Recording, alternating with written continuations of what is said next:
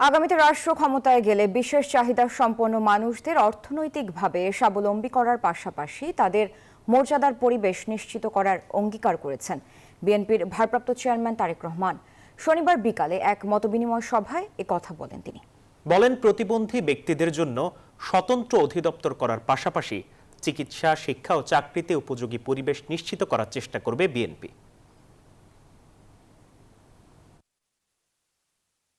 রাজধানীর আগারগাঁওয়ে এলজিইডি মিলনায়তনে শহীদ বুদ্ধিজীবী দিবসে প্রতিবন্ধী মানুষের সঙ্গে মতবিনিময়ে অংশ নেন বিএনপির ভারপ্রাপ্ত চেয়ারম্যান তারেক রহমান।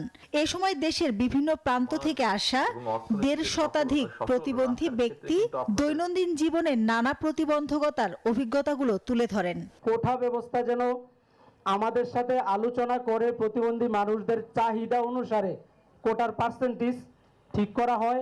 আমরা যারা প্রতিবন্ধী ব্যক্তি আছে, আমাদের আসলে কাজ করে আমরা যা অর্জন করি সেখান থেকে আবার একজন কেয়ারগিভারকে সম্মানী দিয়ে আমাদের সাথে রাখাটা খুবই কষ্টের একটা ব্যাপার হয়ে যায়। প্রধান অতিথির বক্তব্যে বিএনপির ভারপ্রাপ্ত চেয়ারম্যান তারেক রহমান বলেন, প্রতিবন্ধী ব্যক্তিদের সাহস, সংকল্প ও শক্তি বাকিদের প্রেরণার উৎস হতে পারে। আপনাদের সেই সাহস, সংকল্প ও শক্তি আমাদের জন্য প্রেরণার উৎস, অনেক মানুষের জন্য।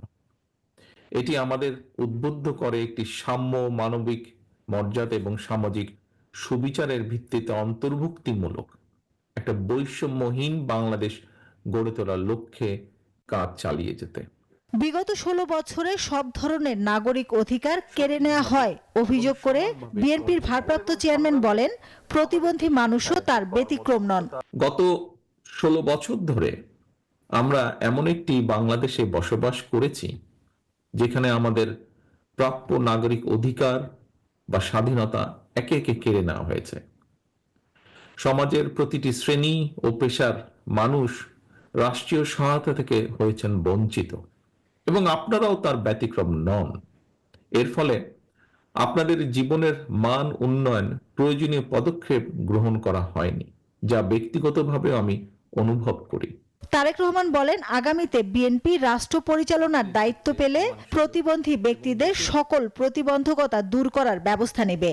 বাংলাদেশ জাতীয়তাবাদী দল বিএনপি জনগণের সমর্থনে রাষ্ট্র পরিচালনার দায়িত্ব পেলে আমাদের সর্বোচ্চ চেষ্টা থাকবে, আমরা সবসময় আপনাদের পাশে থাকব।